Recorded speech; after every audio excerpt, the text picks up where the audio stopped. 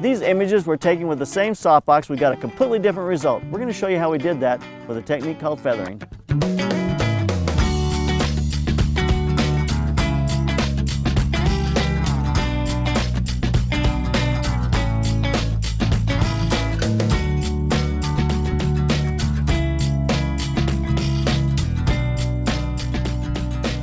Hi, this is JP Morgan. We're out on location here with beautiful Elena, some peacocks, a horse, and a dog next door. And we're going to show you a technique called feathering. Gaining control of your softbox with just simple movements make a huge difference. So let's get started and see what we can do.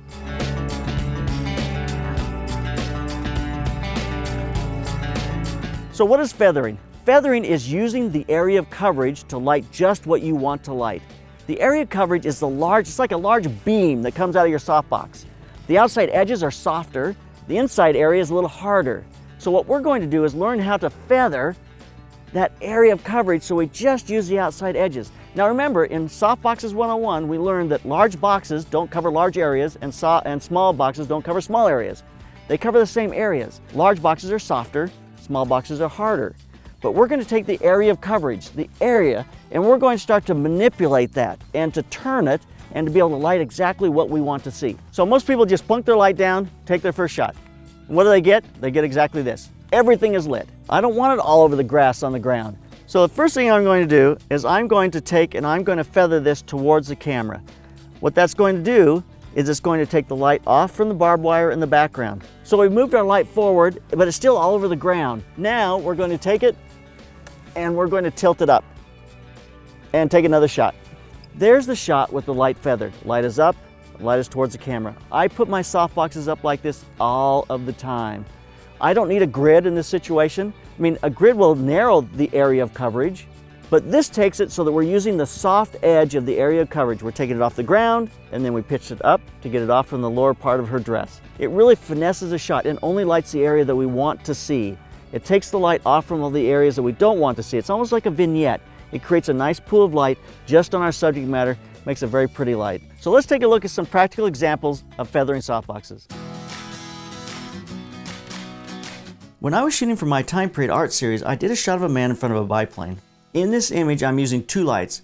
One is an octodome from camera left aimed as a key light on our pilot up front. The second is a head with only a reflector aimed at the airplane in the background. In the first image, the octodome is aimed directly at the subject and the head with a reflector on it is aimed directly at the airplane. The area of coverage is covering everything. The ground, his pants, there's no control of this image whatsoever. In the second image, we redirected both the lights. We feathered the octodome by tilting it up to take the light off his pants, and then feathered it towards the camera to take the light off from the background. The head with the reflector we tilted up to take the light off from the ground and to keep it only on the airplane. As a result, we got a much more controlled image with prettier light. In this case, feathering the light by tilting it up and towards the camera creates a natural vignette that keeps the light off from things in the shot that don't tell a story and let the light emphasize the things that tastefully do tell a story. Shot number 2 is a much nicer lit image. The difference is subtle but very noticeable to me. Number 1 looks like strobe light and number 2 looks more naturally lit. It's good to note that when I feather the light by turning it towards the camera, I will put up a flag to cut the light off the camera. Let's now go to the studio and see how the same feathering technique works there. So we brought Elena back here to the studio and we're going to demonstrate this principle of feathering in a studio situation. We've looked at what it does if you're out on location where you got big boxes and you're rolling them up and around, but how does it work on set where the space is a little smaller and the light is a little more finessed? It actually works every bit as well, and in some ways it's probably the principle that gives you the best light. You know, everybody can throw a light up, but it's how you finesse it and how you work the light that really makes a difference. So in this case, I've got that area of coverage. That big area of coverage is aiming directly at Elena. It's lighting her entire face, it's lighting the background. I'm using that in the middle of that area of coverage. The light's a little harder on her face, and it's very directional. So I'm going to just feather this away from the background, and when I get it to about the right spot there, it's going to split her face. And what I get now is I've taken that large area of coverage and I've moved it off from the background. So I'm just using the edge of it. So the light side of her face has a dark background, so it separates. The dark side of her face has a lighter background, so it's going to separate as well. If you go to basics of a one light setup, you'll see this completely explained in that video. But now, if I don't want light on the background, I can take that area coverage and just roll it around a little further are just starting to clip with the area of coverage, her ear there.